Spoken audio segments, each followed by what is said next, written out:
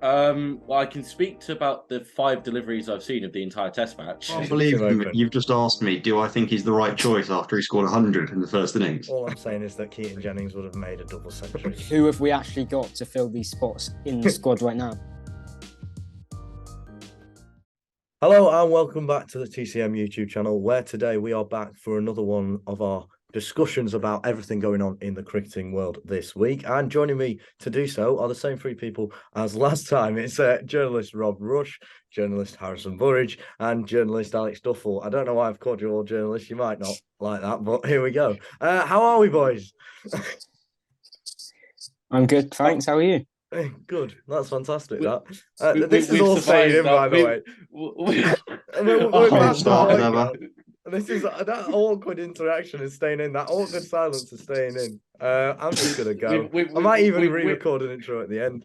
We've had like 4 minutes for anyone who's seen the edited version. We had like 4 minutes of failed intro attempts. It was 5, make it 6, whatever. Right, let's talk cricket then, shall we? And there's really one or two big stories this week. We'll come on to the England women in West Indies later. But we are going to start with England's fantastic Test match win in Pakistan. I believe it was their 7th win in 8 tests. Is that right? 7 wins in 8 tests, following a sequence of 1 win in 17. Massive away win away from home, if that makes any sense. And I'm going to come and get your reactions first. We'll start with Rob. What did you make of the Test match antics that you saw over the past week or so? Well, I can speak to about the 5 deliveries I've seen of the entire Test match, which is a good start. No, I think there was naturally a little bit of doubt in my mind, kind of going away from home and sort of would Bazball, whatever you want to fucking call it, if it still worked. And I liked the fact that England sort of doubled down on it, and you could see that right from the start, doubling down on it and making a proper go of things. Ultimately, that was the right call, because racking up, 500 runs on day one? Gave the time needed at the end of the game to get the final 10 Pakistan wickets. So it's another step, I'd say, in the right direction of this becoming more. I'm trying to think of the right word, of this becoming more prolonged and actually becoming more fashionable and more settled, rather than just a flash in the pan success, I think is probably the way I'd describe it. But yeah, overall, it's just got me very excited for what's to come now for the rest of the tour. Yeah, and obviously it is historic. Harrison, how did you think England played? How does their performance stack up against some of the stuff we saw in the summer? Was it on a par? Was it better? Is this the best we've seen Bazball? What did you make of that? It's always going to be tough to rank these different performances in different conditions, and especially after some of those moments in the summer. But you could argue it probably is the best moment or whole test we've had under Brendan McCullum so far. To go away to Pakistan for the first time in 17 years on one of the flattest pitches going, to force a result when even at tea on the final day you still needed 5 wickets, and not many people would have given them much hope of getting those 5 wickets, and they went and did it. The way they pulled that off, the team spirit throughout, the attacking nature, the inventive nature from Stokes with his field placings and tactics with the ball, it was just all fantastic. There's just so many words to describe it. It's just exceptional. Yeah, let's talk about that declaration then, and we'll come to Alex for this. What was your honest feeling when Stokes declared in that way? Because when I saw it, I know I was a bit like, what are we doing? We could have just batted out for a draw. But what did you think? If you'd have asked me if he'd have done that a year ago, and England's declared in that position, I'd have said, "What the hell are we doing?" I think it's got to the stage now where, quite frankly, Stokes and McCullum could reverse the batting order tomorrow, and I would completely support them doing it. You know, if they think it's the best, I completely agree with them. And it was proven. You know, was it a gamble? Of course, it was a gamble. But as they rightly said, we're going to have to take risks if we want to win Test matches. You know, for many people, it was probably maybe a risk too far. And if we'd have lost the Test match, I'm sure people would be out there going, "Oh, why did we declare? It was terrible. You know, it cost us a Test match." But on what was one of the worst Test wickets I think I've ever seen, probably since that Australia game where both sides racked up about 600, 700, and it was a dull draw. I think you've got to take risks, and it was just fantastic to watch. Yeah, it really was like quite shocking to see us winning away from home after so long. What do you think, Rob, is the key to this McCullum-Stokes partnership that we've seen developing over this time? Because obviously it's been such a change in such a short space of time. What do you think is the key behind it? Do you think it's just the mindset? Do you think it's because this is a similar set of players to the ones that lost the Ashes 5-0? Do you think that it is just McCullum and Stokes and those personalities coming together to change the dressing room? Or do you think there's something else at play here? The two that would come down to me, one is mindset. As McConnell sort of pointed out to the media before the game, he didn't care what wicket it was. He was always going to go for the win. I think that says quite a lot where the England Test team was of one win in 17 or 18 games, however it was. That builds up, that gets on a team that is at the forefront of every player's mind. So I'd say the mindset of wanting to be positive, wanting to be aggressive, wanting to take the positive option is a lot. And I think the other thing is confidence. You know, how many times have we looked at an England Test side and looked at the batting order and gone, why is someone batting number 3, for instance? And this leads into the point I'm trying to make. My reaction when Ollie Pope was told he was batting 3 was a case of, what the F are we doing here? The guy who struggled for runs at 6, why is he being shifted up to 3? But Stokes said it after he promoted him. He said, it's not we need you to fix, is that we have confidence in you to bat at 3.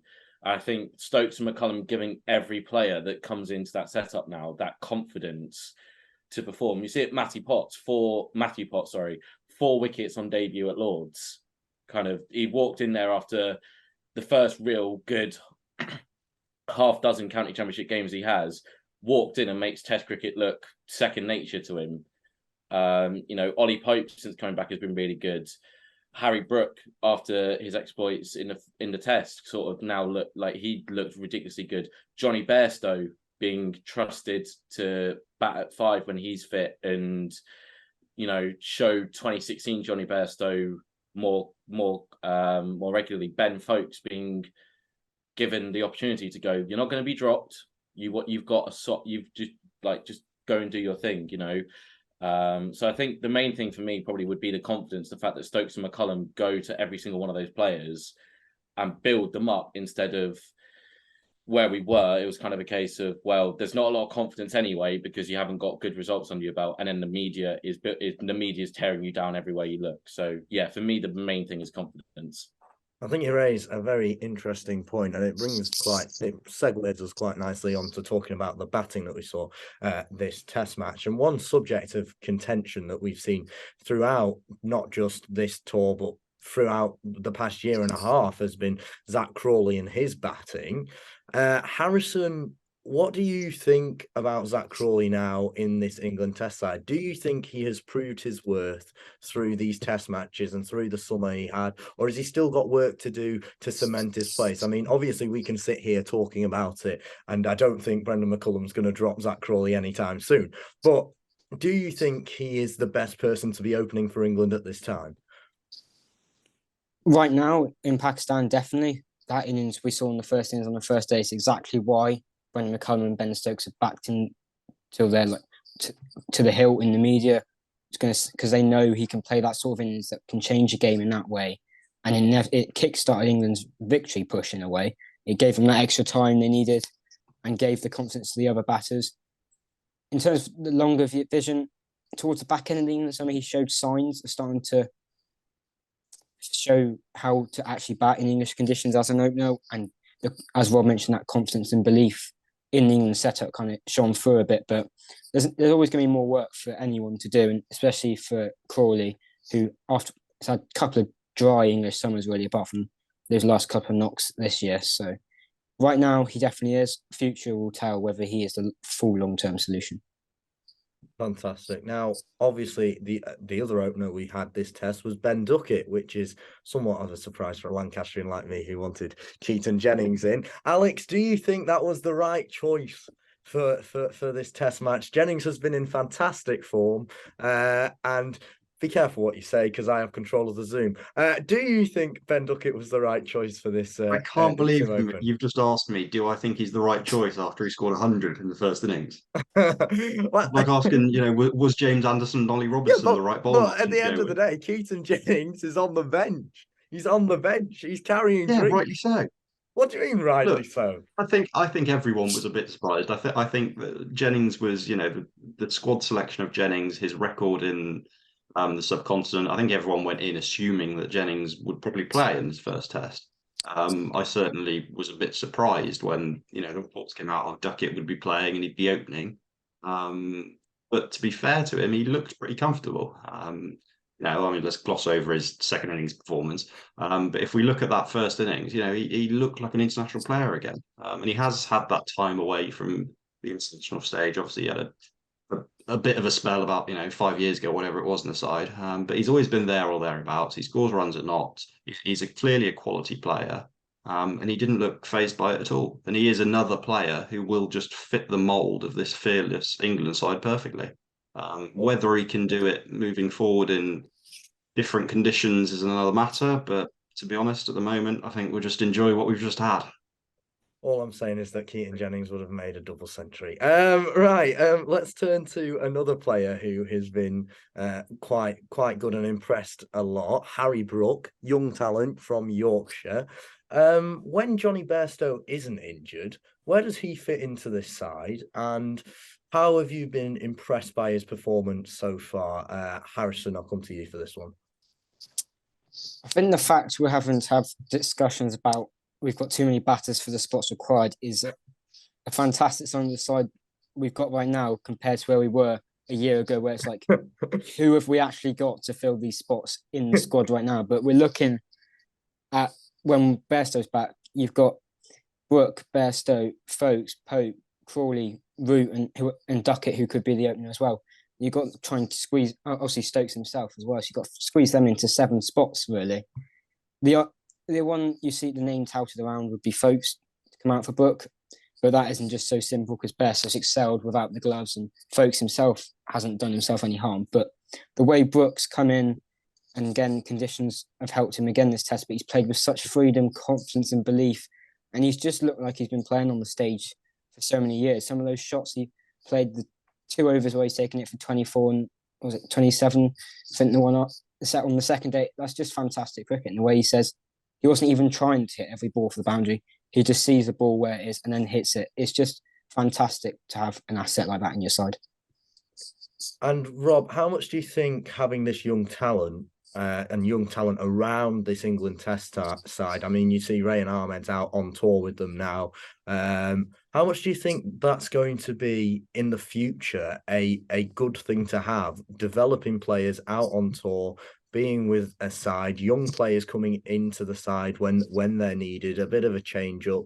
Do you think that young players are going to develop more under this system? If you see what I'm trying to get at, than they would maybe under the under Silverwood and Root beforehand.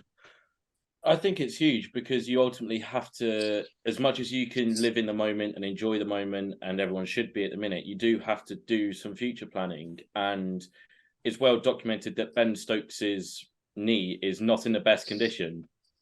And if he's going to keep putting in marathon spells every so often, he's just going to take more and more life out of him. So then he needs to be managed more carefully. He might have more niggles that means he needs to miss time. Jimmy, we talk about Jimmy Anderson being 40 and it's great and whatever, but you still can't. He's one major injury away from potentially calling it quits. So you need guys to be able to step up into those positions. So it's why Harry Brook is so valuable right now to England, not only because he's shown in good conditions for himself, he can make the most of his opportunity, but the fact if Bairstow has to miss time, or say Stokes has to miss time, or Root has to miss time, he's the guy you just slot in there and just go, yep, that's all right, Harry, you do that job. That's perfect. You mentioned Rehan Ahmed. I mean, England outside of Jack Leach have no one at the minute. They've gone off Matty Parkinson. the one test hero. Don't Mason get me Crane started is, on that. Mason Crane is nowhere near. There's no one else. Maybe Will Jacks now has a bit more of a. Maybe he stays in. He maybe jumps the queue a little bit because of the fact we know what he can do with the bat. He's very destructive, and could be perfect for say a number 8 role if you need it in these sorts of conditions. But Rehan will learn a lot from being out there with Jack Leach and Livingston and Jacks to an extent as well. So I think it's huge because there's always in sports you can be having the best run of form ever, and 1, 2, or 3 injuries happen, and the entire dynamic changes. So I think England have been smart with who they've picked this tour, and I think hopefully the changes behind the scenes that maybe haven't been talked about as much are also playing a huge part. Yeah, and you mentioned Will Jacks there. Alex, I was going to come to you and ask you, do you think now England have a bit of a dilemma on their hands, given how Will Jacks performed with the ball here and how he acted, or is it a case that he will slot out the side again when players are fit enough? Look, I think it's very unlikely that Will Jacks gets a gig at the moment in an England side if we're at home first test of the summer, and we might even not pick any spinner, and if we pick one spinner, it would probably be Leach. So look, he's been fantastic. He's been a great addition to the side, but I think he is one for the future, and I think he will be one of those players, a bit like Harry. Look, he'll come in when we need him, and when we don't need him, he'll still be there. He'll still be in and around the squad. He just might not play every test match, and I don't think people should expect him to play every test match. He's not a frontline spinner. Don't let but he's bowled well in this test match. At the end of the day, he's not going to be taking you 5, 6 wickets, winning, bowling sides out in the 4th innings. That's just not going to be his role. He's predominantly more a batter, so he will play a lot for England in the future. Whether he is a regular over the next year or 2, I'm not sure. Yeah, let's turn and stick with bowling now. And we've got to talk about Jimmy Anderson because he is the undisputed GOAT and he's from Lancashire. So I like talking about it. I mean, he's looking like to me that he's still bowling better than ever. Harrison, do you have any idea what his secret is, age 40, to keep going like that? And do you think I just can't see a time when this man's going to retire. How impressed were you by him this week in away conditions? So impressed. It's well documented how he's got better in subcontinent conditions over the years. He now has over 400 wickets since turning 30, which is an unbelievable stat in itself. And to be able to bowl with such control and skill like that, and then to prize out those wickets towards the end when England needed them most, it's just testament to the character and how professional he's been throughout his whole career to be able to keep doing this at 40 years old in those conditions on that pitch in the hot temperatures as well. It's unbelievable to see someone like that. Yeah, I mean, I don't even know how you begin to put into words how good he is. Let's talk about Ollie Robinson now. And obviously there were a lot of questions the other summer about his fitness, his form. Rob, do you think those questions are now firmly in the past and he should be firmly nailed on in this England side, given the performances that he's giving? Because it feels to me like he's giving 110% all the time and he's getting results for it. I wouldn't say firmly because yes, very well done to him. He's done it in this test match. Slow round of applause. It needs to be backed up. If he can do it for the entire series, if he gets all 3 tests and then plays all 3 tests and does this and repeats his performances and then backs it up for Sussex at the start of their county championship campaign, and then if he gets picked at the start of the summer and backs up again, then I think we could say, okay, he's got enough behind him. But for me, it's consistency is key, and it's all well and good. Harry Brook made 200 plus runs in this test match. Could get 2 golden ducks next week, and we're going like, oh, is he actually ready for Test cricket? I want to see consistency before we put that. But I will say that I'm very pleasantly surprised at how he performed, and in terms of there hasn't seemed to be there's been nothing spoken about the negative side of his fitness things from the England side. It's all been very positive how he took himself away. He put himself through rigorous fitness workouts. Maybe the ECB helped with that, I don't know, but the message got through to him, and he's gone away, he's worked on it, and if this is what he's going to be like from here on in, then it's only going to spell good things for England going forward. We must mention Pakistan because obviously we spent a lot of time talking about England. We would because we're England fans. But did anything go wrong for them in this test, Alex? Or was it just a case of England being the better side on the day and taking those bold decisions? I think it's a tough one. Look, their bowling attack, they're missing one or two. It's a very young bowling attack. It's a very young Pakistan side, to be honest, with the exception of Azhar Ali. There were questions raised about their selection, although at the end of the day, I think they picked a decent. So, Pakistan are a good team. And a lot of people will go, "Oh, England were fantastic in this test match." Don't forget, Pakistan rocked up their fair amount of runs as well. Their first innings was more traditional. They scored about 3.5 and over, but they've still, there's still hundreds in that side. Could they have been a little bit more aggressive in their chase potentially? I think it was more a case that by Stokes declaring when he did, the pressure goes on Pakistan. They are assumed that they will knock that off on such a flat wicket. So I think it was a case of they just didn't want to lose their wickets, and in the end, you had that absolutely magical period after tea where I think England took about 4 for 12 or something, about 15 overs. It felt like at one point. But so I'm sure that they will feel disappointed, probably rightly so. I think they should have won that Test match from where they were, but they're still a good team and probably just came up bit unlucky against what is at the moment an England side with just so much confidence.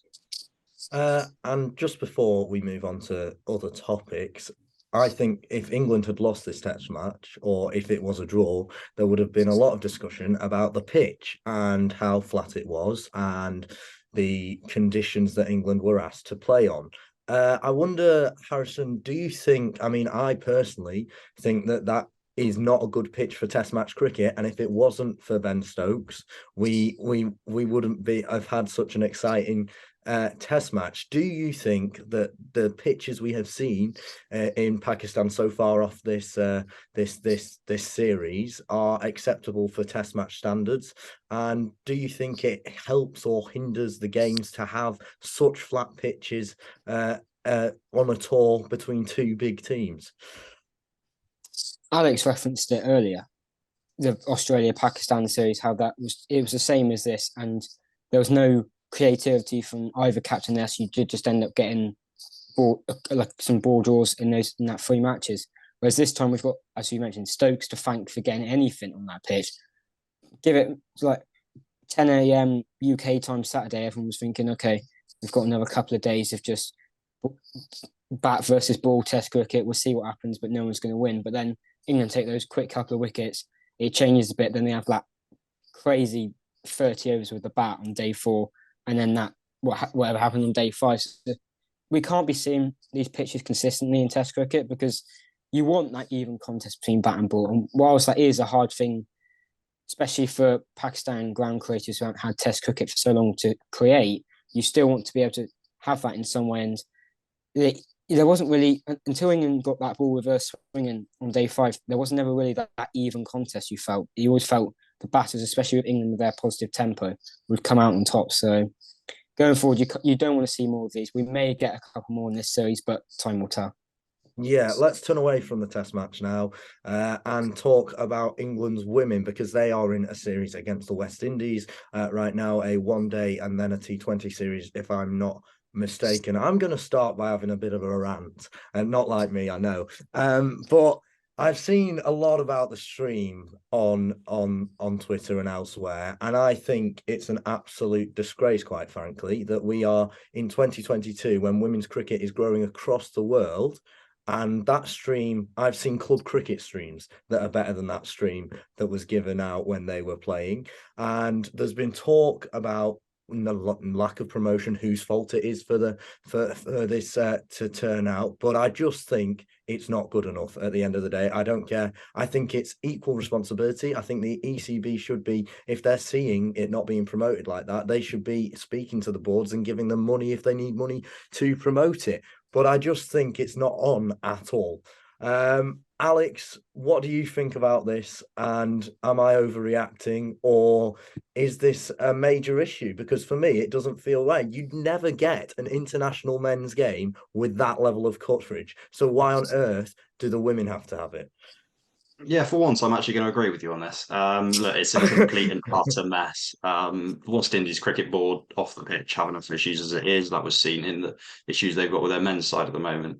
So if you just move them to one side, you've got the ECB, who I'm not going to, for once, I'm not actually going to blame them. Look, for me, this is the ICC.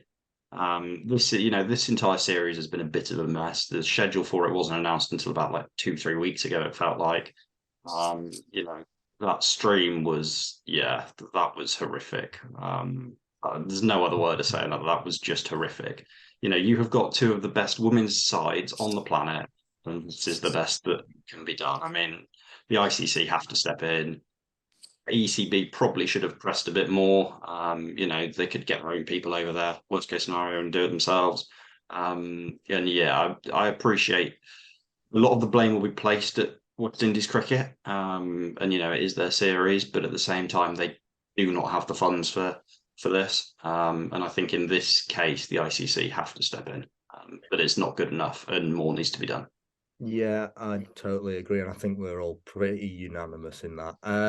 Let's turn to the actual cricket on the field. England did win, if you managed to actually watch that stream, but there was a 90 for Nat Siver on return. Harrison, how good is it to have senior players like Nat Siver back in the England side to provide a bit of stability for them?